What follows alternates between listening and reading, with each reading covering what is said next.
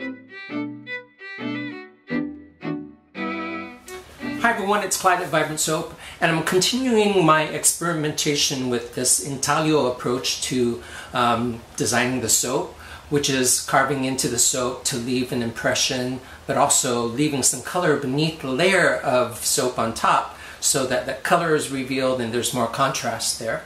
So if you want to see how I layered the soap and poured the soap in the mold, look back to the soap Intaglio, which is only a few videos back, and you'll see how I did that. I wanted to keep you from looking at that whole blending process again because it's very similar.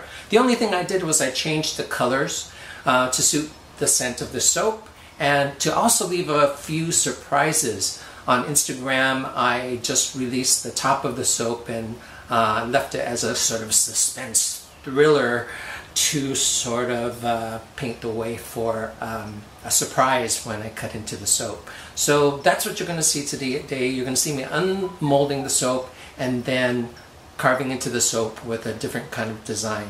I'm excited about this because I learned a lot from the first one that I made, so I'm kind of keeping you along for the ride, and here we go. So first I want to show you how I gel my soaps, and I like it because it feels like it hardens it more, and I hear it shortens the cure time, although I still cure it for a full 4 weeks. But I cover this mold with a towel to keep the heat in as the soap is going through its first major cure. And take off the lid, and this is the soap. And I got this color by mixing purple with red because I wanted a red purple because of the colors underneath. They're more complementary to a red purple than a regular purple would have been.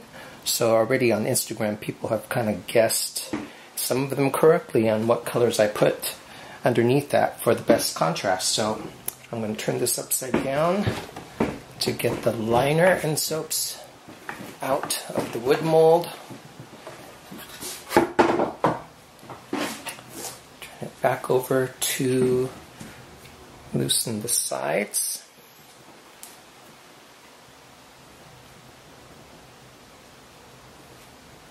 And I'm discovering that the soap is a little more sticky than usual. So I may just put off unmolding this because I don't want to lose any of the soap. And in my experience, it's that impatience more than anything else that has made me lose a couple bars on the edges. So I'm just going to wait on this and probably go for it again tomorrow. So you can tell when you pull the sides apart that it's not releasing real slick as it usually does. So that's an indication on what's going on underneath as well. So it will just cling to the edge of the mold more than you want, and you'll just be sad when you lose a couple bars. So yeah, I'm going to wait, and I'll bring you back for the unmolding, and then I will also show you how I carve these soaps. Okay, it's the next day. Let's see if this wants to come out this time. So when this happens, I do loosen up my mold so that the air can get around the soap a bit more. It feels a bit more firm. It was a stickier soap, and I'm thinking that's my fault because I think that I didn't put in my sodium lactate. It makes a much firmer soap. You can see how sticky the bottom is. But it's fine, it didn't fall apart.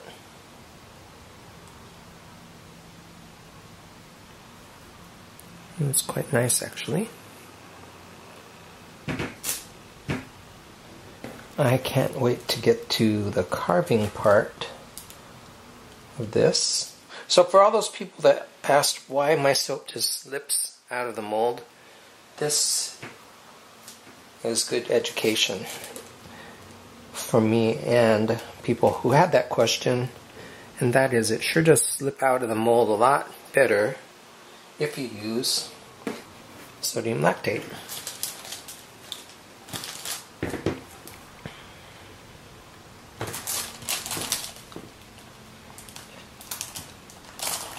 But do you see how slick it still is? So it's fine, it just needed another day to cure. I love it when it just falls out of the mold though.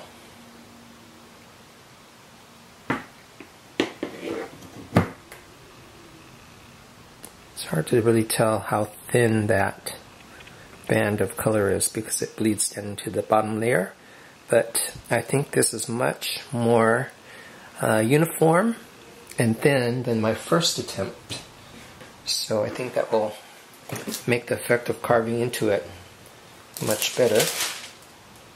Let's do this side, do a couple more, and then I'll do the rest off camera because this must bore you to tears. The beauty of editing.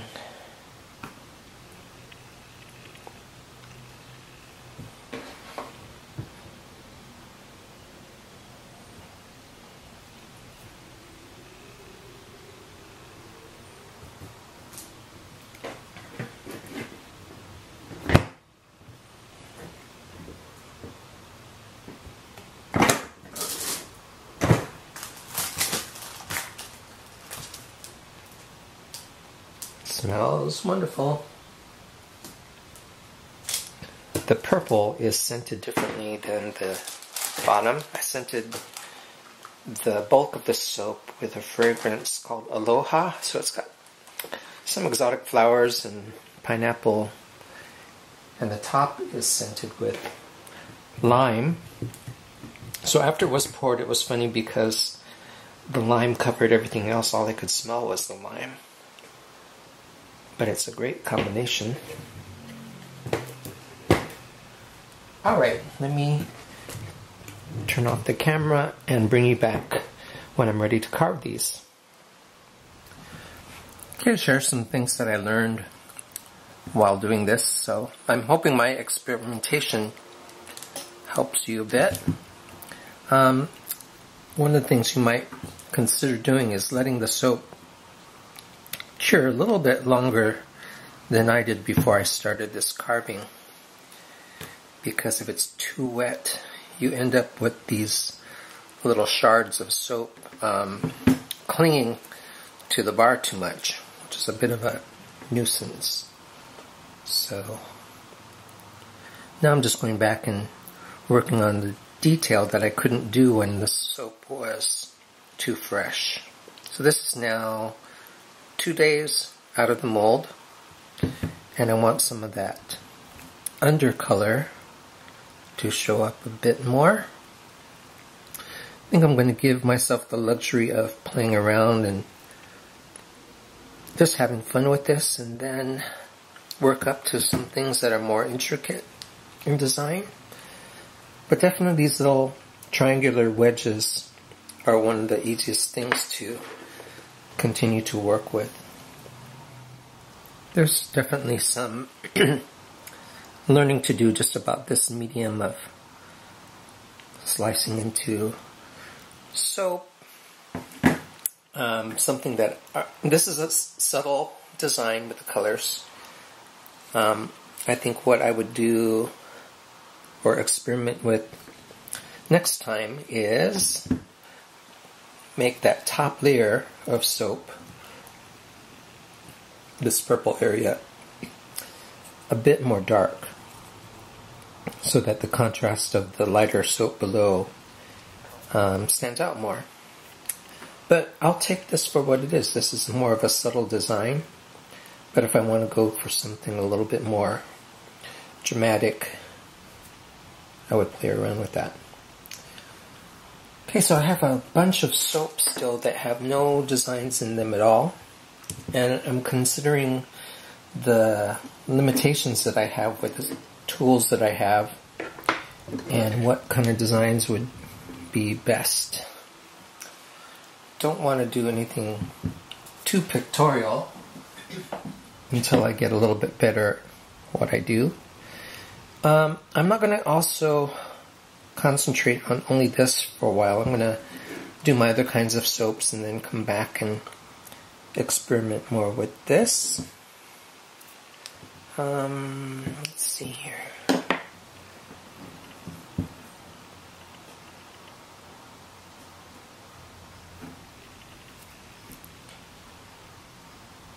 Get all quiet when I think about this.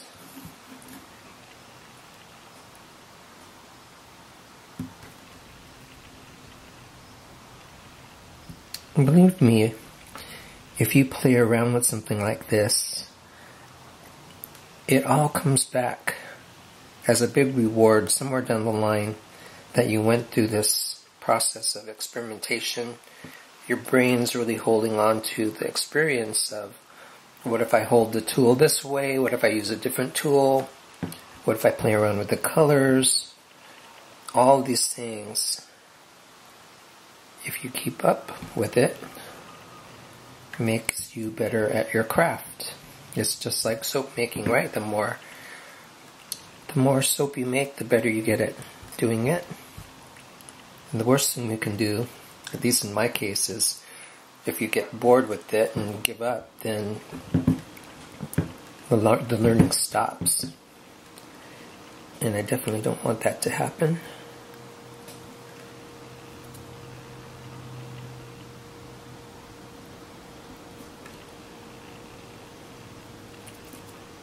So it's hard to see what I'm doing, but I'm giving it light pressure when I start this gouge, and then I go deeper, and then I lift up my tool.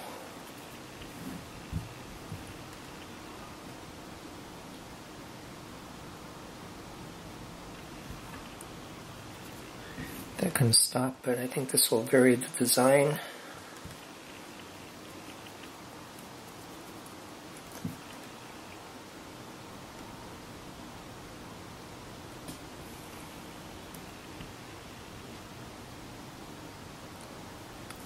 I'm going to curve some of these also. So far I'm not getting any of the color down below, but I'm going to go back and see if I can get some of that later on. So the thing I'm noticing right now is that the area that I haven't gouged out form these triangles that point in the opposite direction of these triangles. In other words, here's a point, but this uncarved bit of soap is pointing the opposite way. So I'm going to go back with my tool and take advantage of that.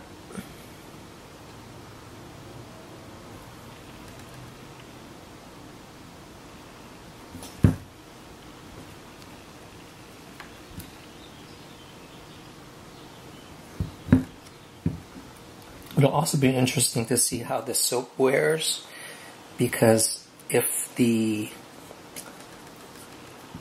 soap wears down evenly, the first part of the soap that's going to reveal the bottom part will be these gouged out areas. I'm thinking.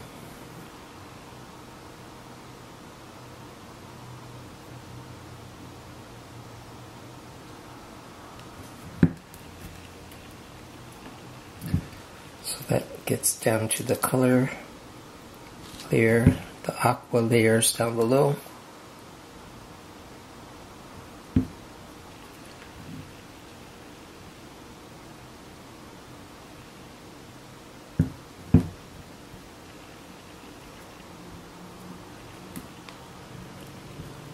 You can see some of that color.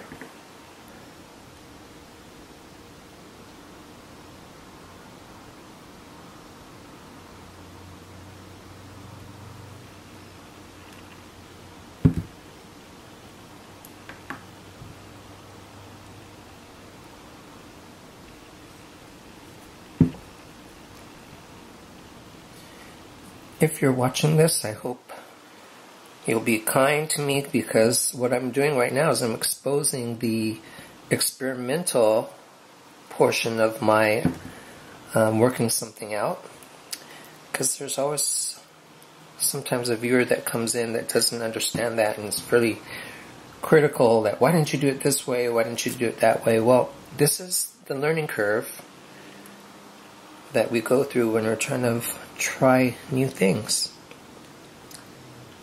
And I was an art teacher, and I know that sometimes letting a student just experiment leads to things that otherwise wouldn't have happened. So I'm encouraging you to do some experimentation. Interesting. It's very fossil-like.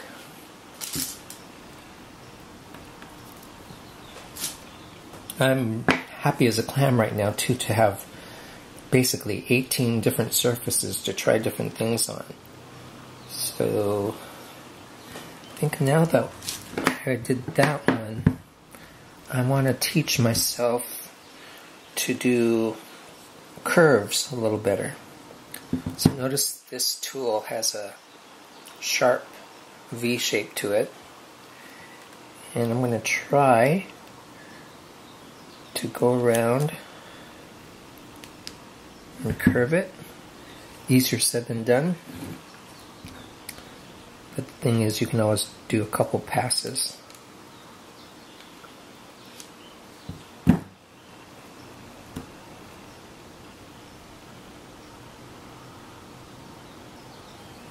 It's helpful to be able to grab the soap, manipulate this hand, help it do some of the turns.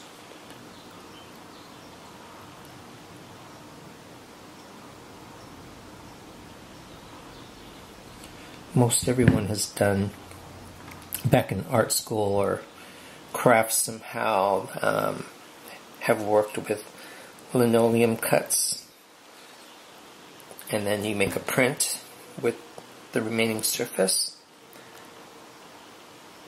Or some of you have done that with potato prints. The nice thing about this soap is it's much easier. It's a softer material than the linoleum. So there might be a little bit less cursing involved with this.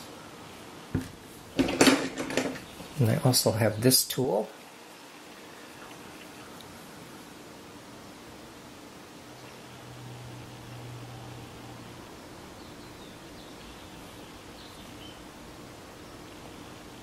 Still going to my local art store, just looking around, seeing if there's any tool in there that might be useful for this kind of carving. And again, I'm not going to waste all these shavings. I'll be making another confetti soap pretty soon. And just like drawing, sometimes it's good to accomplish your carve in one movement. Can be more fluid that way, rather than continuing to dig into the same shape you're trying to make.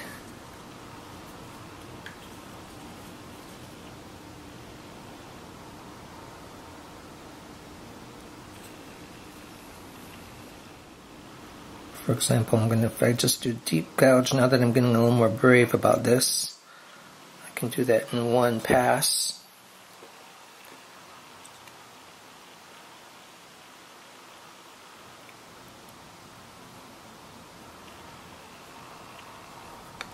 So this is my practice just in making curved cuts.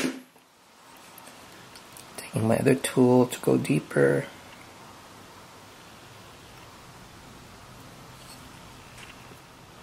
The kind of precision that we're going for here is a little bit difficult, not knowing how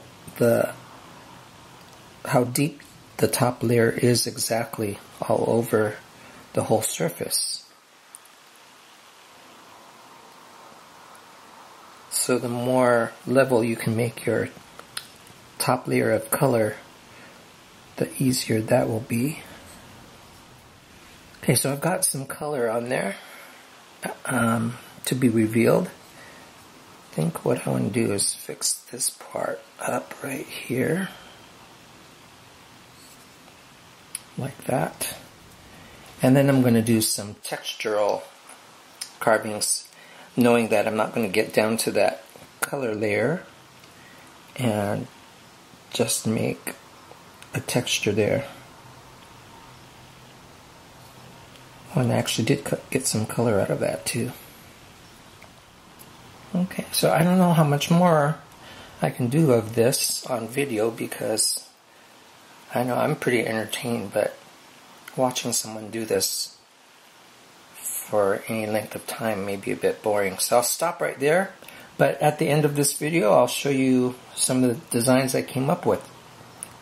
And if I learn anything more along the way, I'll share that with you too. Okay?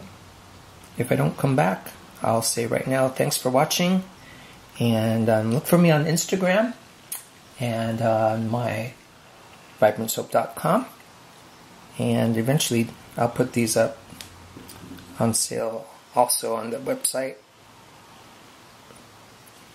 One of a kind bars here. Okay, so let's show you what I come up with. So I'm thinking of another tool that will be useful. I'm going to take this toothbrush out of this new package just to show you I'm not using my own personal toothbrushes for soap making. And yeah, this works well. You get all those little shavings that get stuck in the crevices. And I was thinking, what do I have that will help to clean that out? And a toothbrush works just fine. So let me tidy up a couple of those. And I will report to you that it's also helpful to let the soap cure a little bit more. When I did my first ones from this batch, I did it the day after I unmolded them, and it was more messy. So this is good, I guess, that I can experiment with you so you can learn from my experimentation. And I've only just begun to scratch the surface, pardon the pun, of exploring this new technique. So now, like, the question is, why would anyone want to do this? Well, I look at almost everything that I do as an art form, that everything can be done for interest and as a new medium for art. And actually, that's what intrigued me about soap making at the very beginning, was that there's still so many variables that you can play with. And I was always a painter, and when I found out that you can do the things you can do with soap, with the colors in particular, that the colors go through the soap, I was hooked. I mean, I can't, with the surface sort of aspect of painting on canvas, had never imagined that you could have the colors going through something like a bar of soap. Can't do that with the surface on a canvas, but you can with soap. And I like to encourage people to use artistic soap too, because it's fascinating to see how the design changes with use. So I'm giving this a clean up before I photograph them, and noticing some things I can tell you is a lot of stuff you'd learn in art school, But the quick of it is you're paying attention to not only the areas that you carve, which is called the positive space, but the negative space is also of interest. And I was just noticing that my negative space could be more interesting with one more line in it. I also looked for some of the nuances within each bar of soap for kind of a clue in which direction I would go with creating the design for it. And this toothbrush is working much better. What I was doing was I was trying to get some of that debris of soap out of some of the gouges and carved areas with my tools, and that was just scratching them more than I wanted to. Alright, I think I'm almost all cleaned up, so it'll take me a while to photograph them, but for you it'll be almost immediate. So to repeat, I would think that it's better to wait a couple days after you've unmolded them and you start cutting them. Alright, so I think that's about it. Let me photograph them and show you the results.